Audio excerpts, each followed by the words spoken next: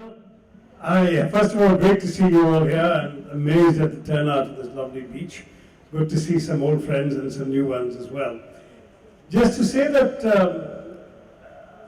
about Meena's comment that he doesn't need the Tharoor legacy, let me tell you, he's burnishing the Tharoor legacy. I'm very proud that the Tharoor legacy is safer in his hands than in mine. But having said that, I do think that Meena's question is a particularly pertinent one these days. Just this morning in our discussion on the future of democracy in the other auditorium, we were talking about precisely this dangerous conflation of loyalty to the government with patriotism, and somehow the word nationalism is used to justify everything there. I've always felt that literature privileges the individual voice, and that what is the strength of literature is that it brings the individual creative artist's sensibility to questions that presumably matter to more than just himself, or no one will be reading him, but at the same time speak fundamentally for the one voice that is writing it. So because literature privileges the individual voice, it has very often been a far better instrument of subversion than of nationalism. Think of the role of literature in pretty much any tyrannical society that you can imagine, any autocracy, and the writers who have survived, who have won admiration, have invariably been the dissenters, the subversives, the ones challenging the order. There's a famous old metaphor of the writer as the parrot in the cage that used to be sent down the mine shafts in the old days to see if there was enough oxygen down below for the miners to breathe. The writer serves that function, because if the parrot can't breathe and dies, and the cage comes up and the parrot is either gasping for air or has perished, then people know the mine is not safe.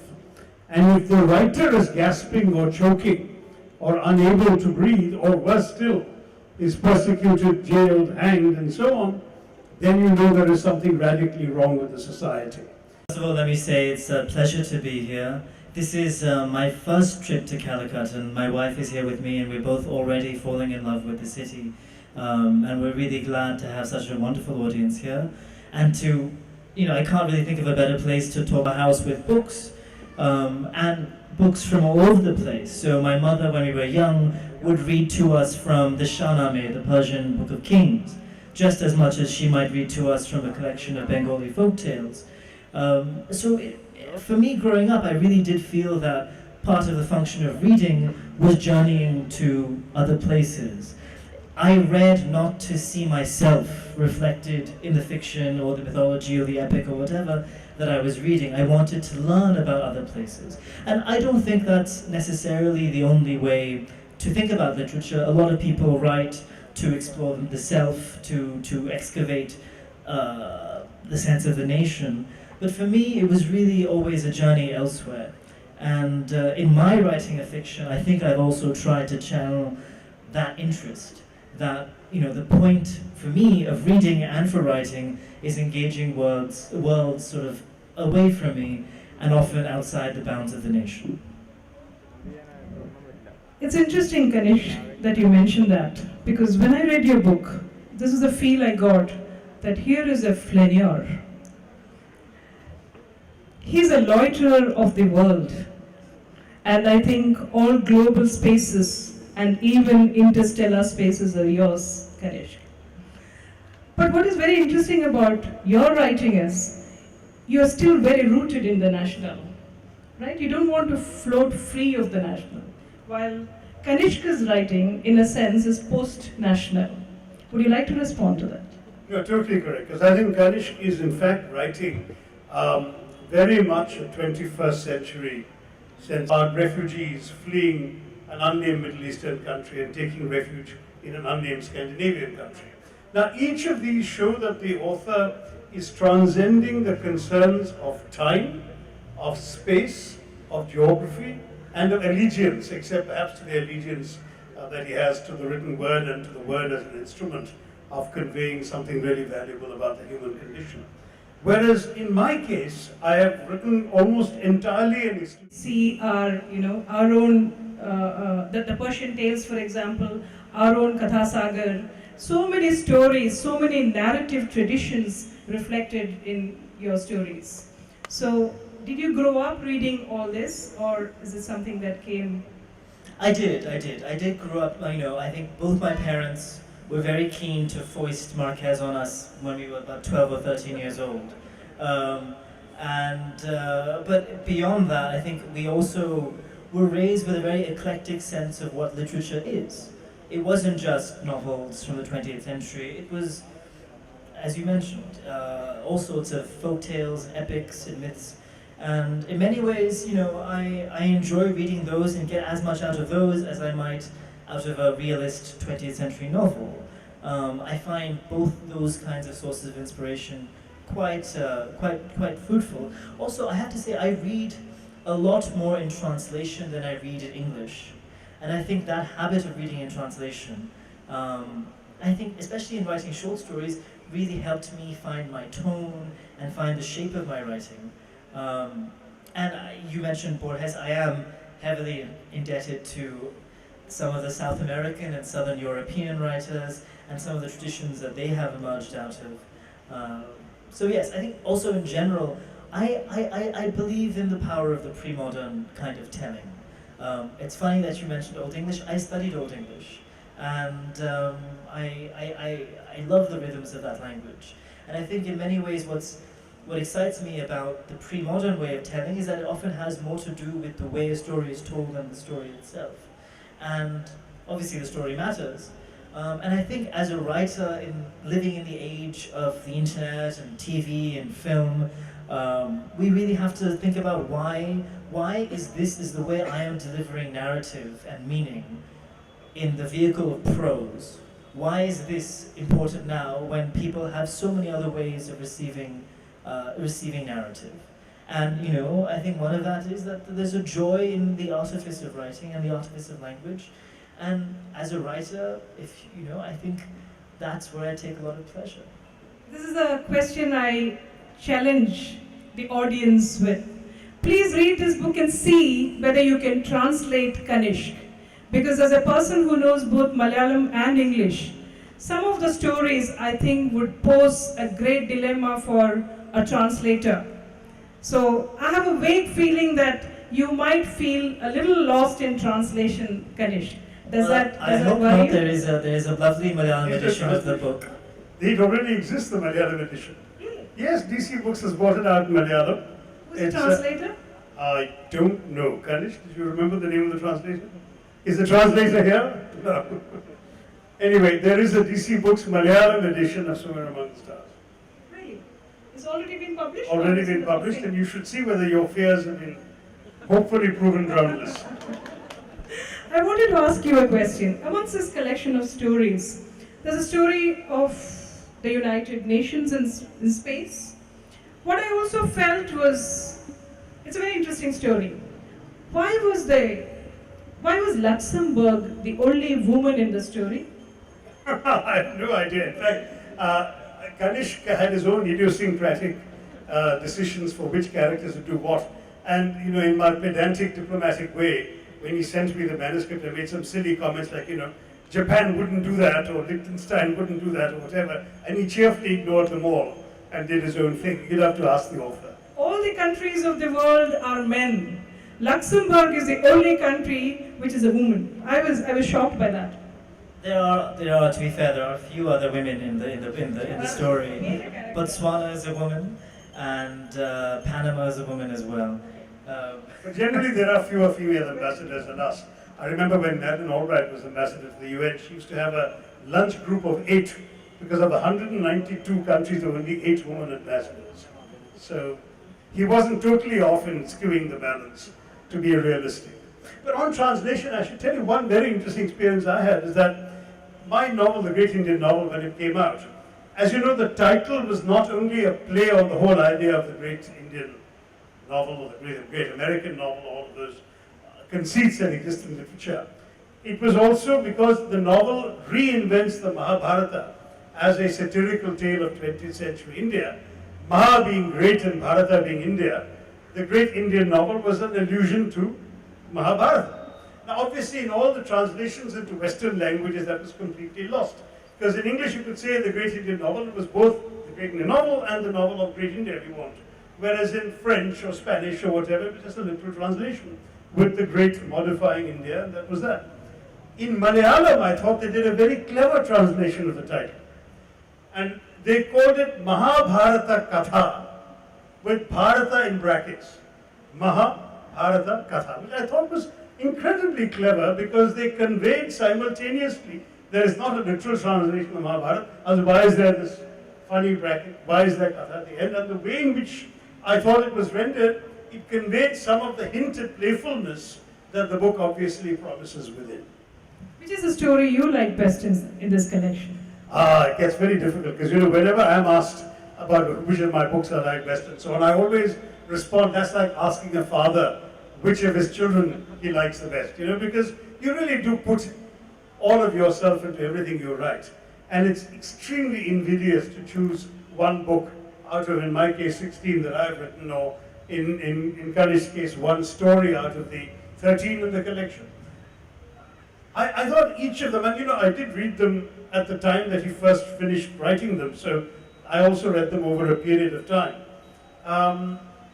And to my mind, each had a particularly magical quality. There was one, just to share some experiences with you as a reader, there's one story that my wife and I told Kanishk and his twin, when they were very small, because we enjoyed it so much. We heard it at a diplomatic party from an already retired veteran Indian diplomat who told the story of how in his younger days he had been posted in Morocco when an elephant arrived, and they had no idea why the elephant was being shipped. It turned out that 6 years previously the princess of Morocco had seen a picture of an elephant at the Indian embassy and asked for one, and of course the government had worked its usually efficient way and sent the elephant 6 years later, by which time the princess had forgotten the request. All the embassy staff had been changed. Now, Kanishk took this episode, which I didn't even realize had registered so much in his mind, and made it into a brilliant story that starts off quite funny, because it talks about this very episode. And then from this fact-based anecdote, he actually moved it into a larger philosophical meditation about the displaced elephant, the mahout, the entire, I don't want to spoil it for you, but it's an example of how you see a story evolve from what was little more than living room chatter. So that was one example, something I liked very much. And another story, early in my life, in fact, first 11 years of my working life, I worked for refugees. And there's a particular story here about a refugee that, to my mind, is one of the most brilliant things I've ever read. Incredibly poignant, moving, profound, wise beyond his years, etc. I know I'm a father, so I should stop. But I just want to say that it's called, they kept fiddling with the title, it's called The Fall of an Eyelash, I think. The Fall of an Eyelash, which I certainly, the title story, Swimmer Among the Stars, and the first story, Elephant at Sea, would be the ones that I would probably... Yes, a story about the elephant, I think Malayalis would love that story. So picturesque, you could even have a cinema based on it. Well, one coda to the story my father just told about the elephant story is that when I had a book launch in Delhi last year, I was amazed to find a woman in the audience who, it turned out, was the daughter of the Indian ambassador to Morocco at the time, and had read my story and had found in my story elements that she felt described her life and her father's life perfectly. And that to me was amazing, to see something that I produce whimsically out of my imagination, put into the world, and then come back to me in real life was amazing. Also at that same event, a man from the Cochin Port Trust was there, and he and I had invented the fact that the elephant came from there, or had gone through there, and he came and produced a photo of this elephant that I was describing being lifted onto a boat. And again, I had invented all these things, and they turned out to be true. So it's a bit of a bizarre case of fiction going into the world and coming back as fact. So it's life imitating art, imitating life. പ്രവാസത്തിൻ്റെ നൊമ്പരങ്ങൾ നമ്മൾ ധാരാളം പറയാറുണ്ട്, പക്ഷേ പ്രവാസിയായ ഒരു ആനയുടെ നൊമ്പരമാണ് കനിഷ്ക പറയുന്നത്. So it's a fantastic story. I think I must congratulate you on that story, the opening story. To move on, would the audience like to interact with the writers?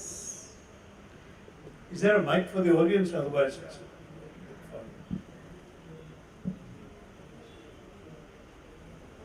we haven't left them stupefied. There's a hand in the middle there.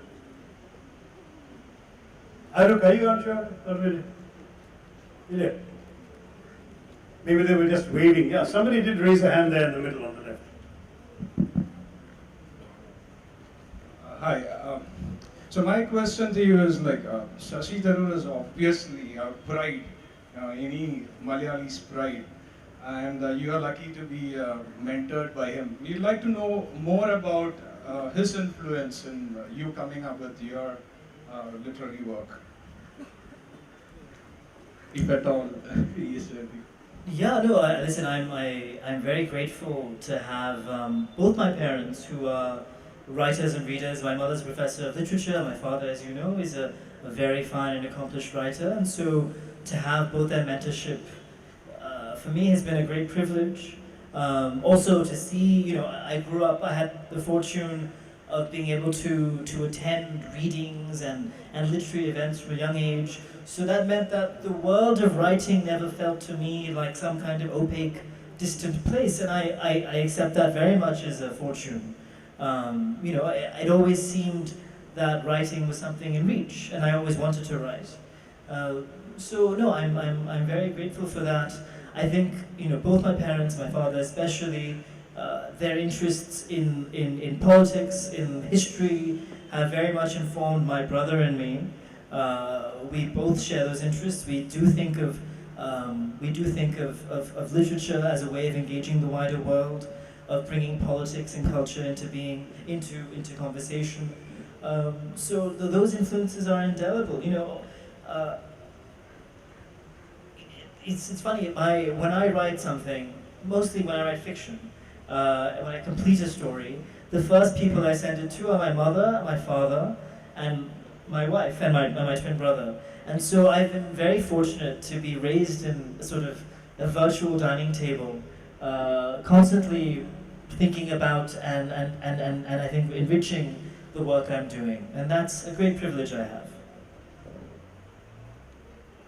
Dr. Tharoor, just curious to know how good friends are you with William Dalrymple, who is one of the greatest or one of the most popular Indophiles alive. I mean, you have so much in common because you write about India, of course, from different perspectives. Right. I mean, the circumstances of my life have meant that I have a lot of what I consider good friendships that are not what normal people would consider good friendships, and that you see somebody once or twice a year and you consider them a good friend, because that's all, unfortunately, your life permits you the time to do. So in that sense, I mean, as I said, in normal life, close friends are people you interact with much more and share much more with. But Dalrymple is one of those people. I mean, I've been to his home, he's been to my home. He is the person who curates the Jaipur Literary Festival, to which he has invited me every year for many years. We come across at public functions often enough. I just reviewed, in fact, his most recent book, co-authored with a British Indian journalist on the Kohinoor. So, I have high regard, by and large, for what he writes. His interests and concerns are obviously a bit different from mine. He is an Englishman, he's a Scotsman actually, but he approaches a lot of this from an entirely understandable interest in the experience of people from the British Isles in India. So he's very interested in India, but not necessarily only for its own sake. It is the Indo-British encounter that interests him most. Whereas for me, I think my perspective starts off a bit differently. But I have no particular quarrel with him and no major disagreement either so far with what I've read of his writings. Mr. Shashi Tharoor, sir, just a question. I'm not sure if this has already been asked. I just arrived. The demands of your political career are definitely very high, and then you managed to produce about 16 books. How do you manage the two, and what is your writing pattern, if there's one? Well, the demands of my political career certainly are extremely high. While I'm enjoying being with you on the beach at Kozhikode, there is a voice that says, I should be in Thiruvananthapuram, because that's normally where I go every weekend when Parliament is in session. And I should not be devoting a parliamentary weekend to another place. So that's inevitably, unfortunately, always there. But having said that, I always joke that you can only say, it's difficult to find time if you've lost it in the first place. If you try not to lose time, you won't need to find time, because you will squeeze time out of the 24 hours God has given you. I'm afraid there are always choices to be made. If you are going to do a full-time job and also write, then it comes at the expense often of entertainment, of friendships, of travel, of watching cricket, which is my obsession otherwise, of reading as many books or novels as I might enjoy reading. Many of those things are put aside so I can be at the computer hammering away, and that's inevitable. To live is to choose. Every day you're choosing to do one thing and not another. So there's no point in then lamenting how much time you've had or not. I wrote when I was working at the UN. Initially my life at the UN was reasonably orderly, in that I went off to office at 8:30 in the morning and came back at 6:30 or something, and then I had the rest of the evening free, and I had weekends free. But as my career advanced, even that stopped being true, because with more responsibility comes more interruptions, more social obligations in the evenings, more official travel, more things that interrupt you. I mean, one of the reasons that perhaps I haven't written as much or as well as I could have is because my life has always taken precedence, my working life. And certainly, though 4 of my first 5 books were fiction, I've not written any fiction since 2001, because I've been working in professions that have demanded my time colossally, morning and night. And fiction, the creation of fiction is not as interruptible as the creation of non-fiction. You're writing an essay or even a chapter of a non-fiction book, you can interrupt it, go off and look at Bosnia or handle political problems or attend parliament or whatever, come back weeks later, reread what you've written, pick up the threads and carry on with the argument. Whereas in fiction, you have to build up a make-believe world, a glass palace, to borrow Amitabh Ghosh's phrase, and that palace of illusions is one in which the characters, episodes, snatches of dialogue, issues and concerns have to be as real to you as those in your everyday life. Now, if that's interrupted and frequently interrupted, that glass palace shatters, because you can no longer sustain that other world in your head. You need not just time, but a space inside your head. And that is what my working life has deprived me of for the creation of fiction. That was a question on time. We have a question on scopophilia. That is to you, Kanishk. Some US authors said that all fiction writers keep a hidden camera inside them to peep into the vast expanse of human life. That is why the same author says fiction writers are peeping toms at the keyhole of eternity.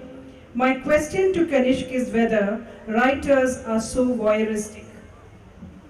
I think some writers definitely are, but it varies. I think, I also, when I go about my day-to-day life, I am constantly absorbing details and noticing things. I don't know if I would call that being voyeuristic or just observant. But I also think in a somewhat cinematic way. So I'm interested in images. I soak up those images as well. But I also think there's a kind of fiction that is more concerned with the everyday and sort of the self, that requires this, so to speak, voyeurism. My own fiction isn't necessarily all that concerned with that kind of immediate, personal, intimate reality. I'm interested in a slightly wider world, and my fiction, obviously it's personal, obviously it can be intimate, but it journeys into other places. I'm never going to be sort of bringing a reader into my into my bedroom, opening the closet door and asking him to count the number of slippers in my closet. I'm not interested necessarily in recreating the everyday in that kind of detail. So hopefully people don't treat me like a voyeur as I move through the world. Are you a voyeur?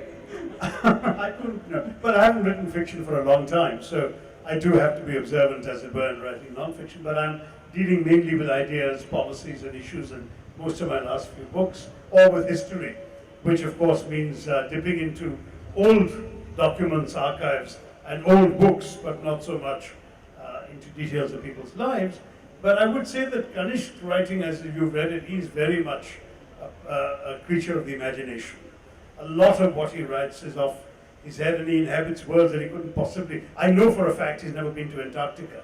That entire story on ice breaking, there's no way he's done that or had any voyeuristic experience of ice breaking. So it will vary from writer to writer. And I think his kind of writing is not particularly voyeuristic. And in Antarctica, you say, "Call me Ishmael." Call me Ishmael. The Melville opening sentence of the Moby Dick. We'll come back to the audience, but since somewhere along the way the thread was broken, I talked to you about a different kind of a racism. When you speak about a colonial amnesia, an imperial amnesia, should we also not be talking about a post-colonial amnesia where we have forgotten our own histories and we have failed to take stock of the colonizations that were so native to our country?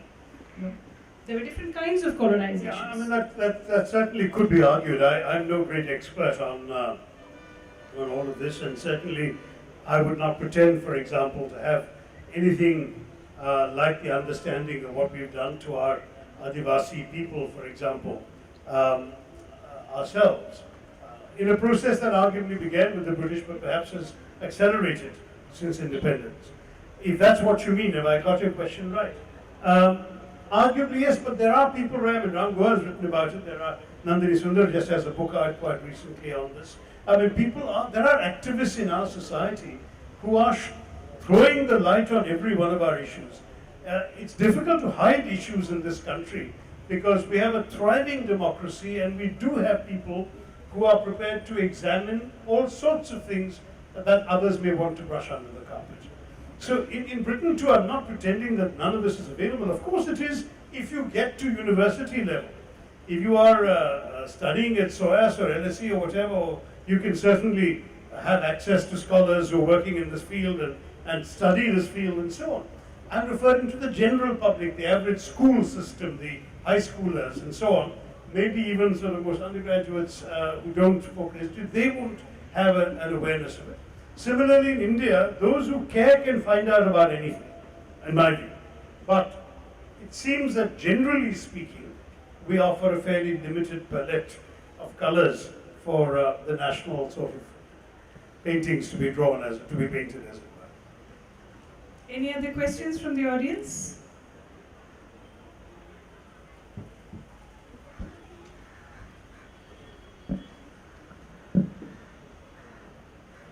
Nice to see the father and son facing each other and sharing the literary experiences with us. Since I haven't read Kanishk's books, there's no comments in the book on the stories in the book. But I would ask you a question. From where you go from here? You will continue writing the short version of fiction, or any plan to write novel? I'm working on a novel right now that's taking up most of my time. So no, I'm not committed to the short version of fiction. I'm trying at the long version at the moment. I'm also a journalist. I live in New York, but I'm working on a radio series for the BBC as well right now. So I balance my sort of non-fiction journalistic work alongside my fiction. Sir, I don't know whether my question has already been posed by Madam, but my concern is that, of course, your question to the British was so popular, it was viral and things like that. We fully endorse the kind of commitment and rigor that was involved in that question. But my concern is that we as a state, we couldn't ask mercy to the the people of Sri Lanka, or as a government, we couldn't atone to the feelings of the people of Gujarat or the people of Punjab. So how do you look at these recent historical wrongs that we committed to our own people? So I think we have to do that question first before we asking bigger question to the faraway people. Why before? Historically, those were before. So I think what the British did come first. There's one major difference, I would argue. All of these were hotly contested at the time within India. I'm strongly in favor, for example, of those who were in power during the Sikh riots in 1984, begging pardon from or apologizing to the Sikh people and the victims generally, as well as to India as a whole, because the idea of India was violated in those horrendous acts of violence. I obviously think that those who were in power in Gujarat in 2002 owe an apology and an accounting. If they claim no direct culpability, at the very least they should apologize that these things happened on their watch. No question about it. When you get to Punjab, which I assume you mean the Khalistani insurrection, it is much more ambiguous. You have people taking up arms against the lawfully constituted state. What do you expect the state to do? I mean, I am not in favor of the invasion of the Golden Temple. I think, however, that the matter should have been nipped in the bud much earlier. I would be in favor of an action 2 years earlier, at the time that DIG Atwal was shot in the back in 1982. But as far as I'm concerned, you can't equate all of these things. We are now a free country and a democracy. Everyone is free to advocate their political points of view, to challenge the state through constitutional legal means. But those who pick up the gun are prepared to kill, must be prepared to die. You live by the gun, you die by the gun. I'm sorry, I have no sympathy for the Khalistanis or for Mr. Burhan Wani, because they died since they chose that particular method. After all, you've got Mr. Gilani and you've got lots of other Kashmiri separatists running free, even being given Indian passports to travel, even though they are opposed to the Indian state, preaching secession, but in our democracy they are given that right. It is only when people pick up the path of violence that the state is entirely within its rights to oppose that, and I have absolutely no sympathy. For my mind, there is that difference. There is no comparison between these incidents and the British Empire. I mean, the British Empire was ruling a foreign people whom they treated as foreign. Unlike the Mughals or whatever, there was no attempt to assimilate here. They essentially were looting India in order to send money, jewels, and other things back to England. So I don't see the comparison at all, to be honest, with something like Punjab. But wherever there are acts of gratuitous violence where innocent, defenseless people are killed, as in Gujarat and in Delhi in 84 and 2002, to my mind, that's the kind of situation where certainly whoever is in power should apologize for having allowed it to happen. I have no problem with that.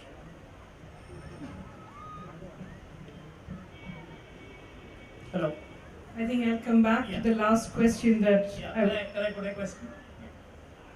Basically, I'm a college professor. I have done my doctoral work in Shashi Tharoor's fiction and non-fiction. My topic was the concept of the nation. Now, my question to Kanishk, in your father's work, you've come across, even in a fiction and non-fiction, in any other writing, the flame of India comes up very much, right? Did India inspire you at any point of time, or are you going to come up with anything on India in the near future? Question one. Some of my stories have to do with Indian subjects or are set in India. I actually, in my fiction, I'm not necessarily trying to represent an authentic self. That is to say, I'm not trying to present who I am in my fiction. And often I'm more interested in the places my imagination takes me. Now that includes India and Indian stories and Indian history, and certainly those themes are there in my stories, and they will continue to be. But at the moment, I do not live in India most of the year. I'm here quite often, but I'm not here most of the time. And to write about India would be I think, at a certain level, presumptuous on my part. As somebody who's not living, I don't want to be the kind of writer living in diaspora, writing about India from abroad. That's not who I want to be. When I write about India, both in my journalism and in my fiction, it would be not just to represent India to a Western audience, but it would be hopefully for it to be meaningful to Indians as well. So at the moment, as somebody living abroad and engaging with certain other subjects, no, I have to confess that India isn't the central occupation of my fiction. It is definitely an occupation of my fiction. I would just also, to add onto the question that my father answered at the risk of dissent, I do think one of the amazing and very detailed accomplishments of his book is showing the very expansive way in which what empire represented in 19th century India was the arrival of a kind of mechanized, bureaucratized nation state. And that really what he shows is that what distinguishes India before the British and after the British is the arrival of the nation state. So I do think there is a contiguity between some of the questions that you have tackled about what the Brits did in India, and also obviously with the post-independence history of the country. Yeah, no, I don't disagree with that. I don't disagree with that, that in fact the continuity is quite remarkable, because as you all know, I mean, I think B.R.P. Bhaskar alluded to this in the morning session on democracy. The Indian state did continue the British state to a very great extent. I mean, the ICS became the IAS in effect, and striking thing about the army was that those Indians who had taken up arms against the British, those INA fighters with Subhash Chandra Bose, for example, were never readmitted into the Indian army. They were kept out. The Royal Navy mutineers were never brought back into the Royal Navy, into the Indian Navy. So there was very much a sense that you have betrayed your employer, betrayed your salt, you might do so again, rather than a sense of nationalism triumphing over these state structures. So the continuity is undeniable, it was very much there, and I don't disagree with Kanishk on that. I think that most people know Kanishk Tharoor as a short story writer, but I've been reading him and Ishan Tharoor in the Time magazine. I remember a few years back, a very good article on Manny Pacquiao by Ishan. I think Shashi Tharoor has had an influence on me more than anybody else in the audience, because I decided to study history at St. Stephen's College because of him. And I probably lived in the same residence. I lived in Mukherjee East. And, good for you. Which room?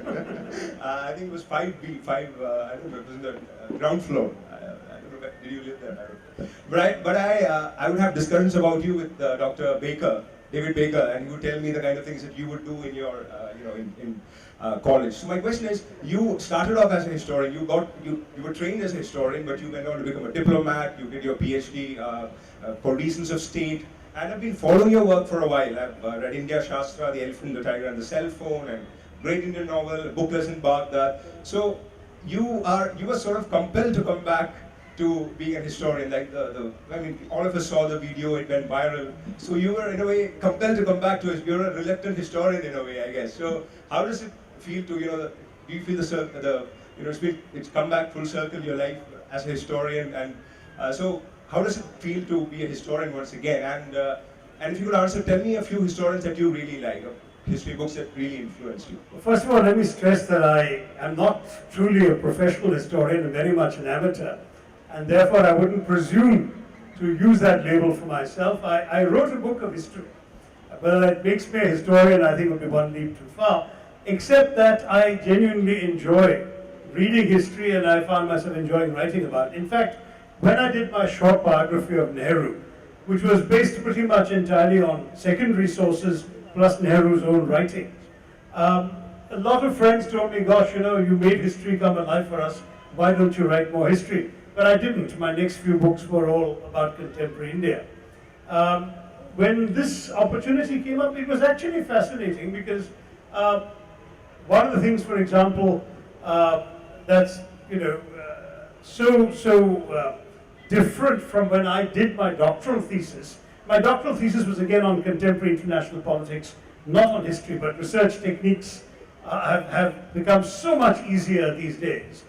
For the first time in my life, I engaged some researchers to help me, because I normally do my own research, but I knew there was a vast amount of material that had to be assembled in very short order. In the old days, I would have had to go from library to library, sit in dusty shelves, scrawl notes in little hand. I still remember the boxes full of handwritten notes and little cards and little slips of paper that I accumulated for my doctoral thesis. And here, these intrepid researchers found exactly what I was looking for, which were either original documents going back to the 18th, 19th, and early 20th centuries, including books published in those days, plus some of the more recent scholarship that is available on the same subject out of some of the better universities in India, America, and the UK, which they then placed on a Google Drive for me. So I was literally able to have thousands of pages of material accessible to me to go through on my own laptop, which in the old days would have taken me years to assemble and would have taken me much, much greater time to actually put together in the days before word processing. So I found that in some ways it was a breeze by comparison with what I had remembered and expected. The challenge of assembling material, looking at original sources. I mean, you can get entire documents now on the internet. House of Commons testimony from the 1840s. There you're reading this blessed stuff and you don't have to go anywhere to hunt for it. It's right there on your laptop. Astonishing stuff like that. And I found therefore, and of course books published right in the 18th century onwards, you can get them on the computer without actually having to go and get special permission to touch their yellowing pages or brittle pages. So it's astonishing. For me, those things were fascinating. And I felt that had I more time, and I don't just mean publisher's deadline, which in any case I exceeded, but more time in terms of that which is available to me given my own commitments as a politician, as an MP and so on, that I might have written an even more voluminous book because it's so easy to lay your hands on the material you want. That I think would be the one insight I came away with.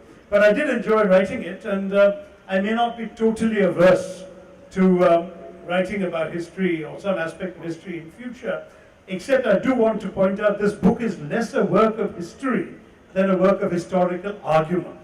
It is not written as a narrative, it is written as an argument. It starts off saying, this is what the Brits did, this is what they claim, debunk, this is what they claim, debunk, this is what other books have been claiming, why they're wrong. It's very much a debate in a book form, rather than a straightforward history. We come to the last part of this discussion. We are at a literature festival and one of the biggest literary events in Kerala today. At a time when we are debating the boundaries between the literary and the non-literary, at a time when we continue to speak about the death of the author and the birth of the reader, two authors sitting on the left and right of me, very much alive and kicking, right? What is the role of literature today? That is the final question, and the final, the parting shot can be yours, Kanishk. Well, I think very simply it's to take you out of yourself. That's how I feel literature, really serves me, and that's what I hope literature, my writing does for others.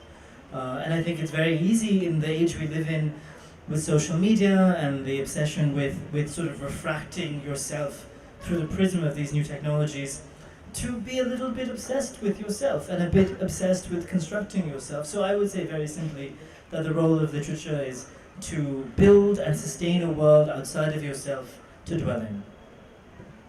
I go one step slightly further. I think it's to both entertain and edify. Molière was asked about the role of theatre, and he said, le devoir de la comédie est de corriger les hommes en les divertissant. The duty of comedy, by which he meant theatre, is to correct human beings, to educate them in other words, while diverting them. So to my mind, literature, fiction of any sort, serves that purpose. It offers diversion. It offers, as Kanishk said, to transport you beyond yourself, your own world, your own geography, your own concerns, your own experiences, to somebody else's, or to several somebody else's if you're reading a collection of short stories like his. And at the same time, it should educate you in some way. I don't really see the point of writing things that ultimately leave you feeling you've gained nothing from the experience of spending a few hours with a book. There has to be something that changes in the reader's mind. Otherwise, I would not find it worth writing, and I hope that others would not either. So the only reason I try and avoid quote-unquote junk fiction is precisely this. It doesn't add to the sum total of learning. So yes, to entertain as well as to edify, to educate as well as to divert, these are the sorts of things that I think fiction, I literature think does. we'll end on that note, and these are two writers who are doing that with elan. What a wonderful afternoon. Thank you, Sri Shashi Tharoor, and thank you. Thanks for your great questions, Meena.